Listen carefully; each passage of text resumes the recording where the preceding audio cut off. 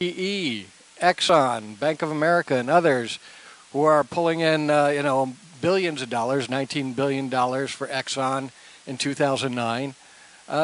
This is kind of shocking, especially at the time when we're told that, well, we're in a big budget crisis, we have a big deficit, and everybody has to tighten their belt, and yes, we're going to cut a lot of things you're used to getting. And we find these. I think that's actually why it made news, because the actual event itself, that companies are not paying the same kinds of tax percentages that individuals are, isn't really news, in that it's been going on for a really long time.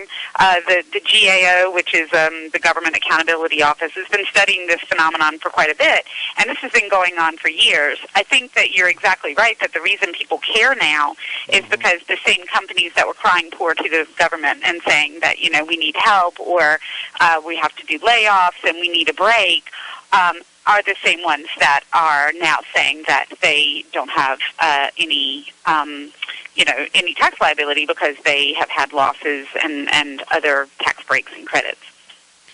It's hard to see where they had losses when oil companies are making historic profits. They're reporting.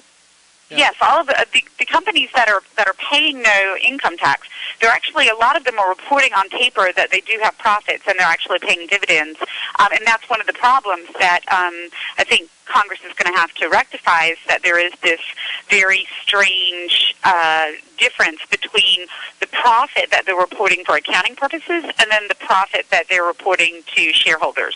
And the accounting purpose side, that's where their tax bill is ending up at zero.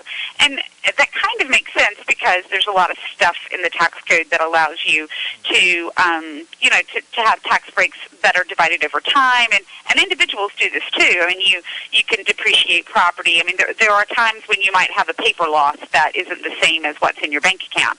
But I think the enormity of it, as being reported by these companies, are what's really, I think, kind of shaking individual taxpayers a little bit. Yeah, and then when you think of it, they're still getting subsidies by the government. Many of these companies, including the oil companies, still getting government subsidies. And we scratch our head, why? And you see all these cutbacks. We're going to have to cut Medicare, cut the old people, cut the schools, cut the kids. But we're still giving money to subsidize these huge corporations making a huge amount of money and not paying any taxes. And we don't see those cuts coming our way. So, yeah, I understand the outrage by the public. Right, and there's a couple of reasons for that, too. I mean, one of them is that, older people and kids whose schools are being cut, they don't pay lobbyists nearly as much as big companies. So big companies pay lobbyists to protect their interests.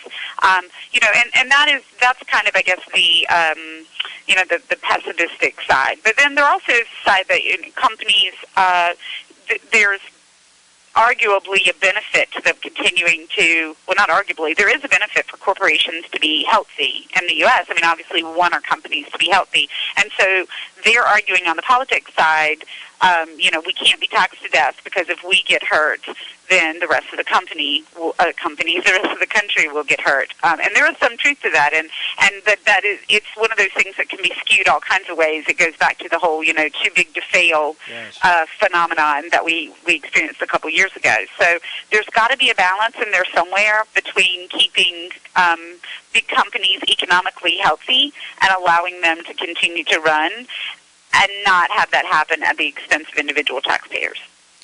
But there's in this country, all for one for all, that we all pay into the system, we all reap the benefits. But when we see big companies not paying into the system, and there's a huge deficit, it leaves the bailing out of this deficit to the middle class, who really don't have the money. And I think that's going to affect a lot of politicians come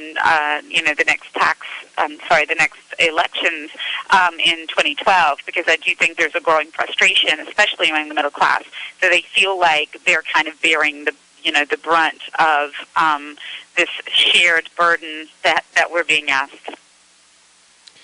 And it's both parties, isn't it, Kelly? It's not just one party or another. Of course, it's always been the Republican Party that's been viewed favorites of the big business, but it's really both You wrote an article addressing this a couple of years ago before Obama was elected, and you said it doesn't really matter who gets elected, whether it's McCain or Obama.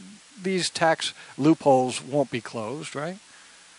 Oh, absolutely, because again, you have to keep in mind that this is something that's gone on for years and years and years. This is not something that happens from political cycle to political cycle. In fact, the GE, which is the company that kind of made the biggest news recently, has been long a thorn in the sides of many politicians, including going all the way back to Reagan, for their, reporting that they pay sometimes as much as, or as little as 6% in tax compared to individuals. And especially, we continually hear that the U.S. has one of the highest corporate tax rates in the country in the world at 35%.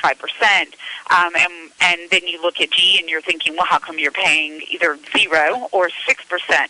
And that's been going on, as I said, for years, and it goes back. Reagan had the same kind of frustrations, and both parties, Republicans has long been considered more friendly to big business, but the Republicans are in the same boat. I mean, they don't want to go back to the constituency either and say, we realize that companies don't pay any tax, and we'd like to raise your taxes.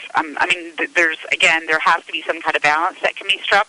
So I don't think it's a partisan issue at all. I think that there are clearly certain members of the parties that have certain kinds of leanings, but I think that generally, the tax credits, if you look at GE, for example, one of the big reasons that they've been able to save on taxes is because of energy tax credits that were pushed through by the Democrats. So you can't blame one party or the other for what's happened. Yeah, they're both equally at fault. I agree.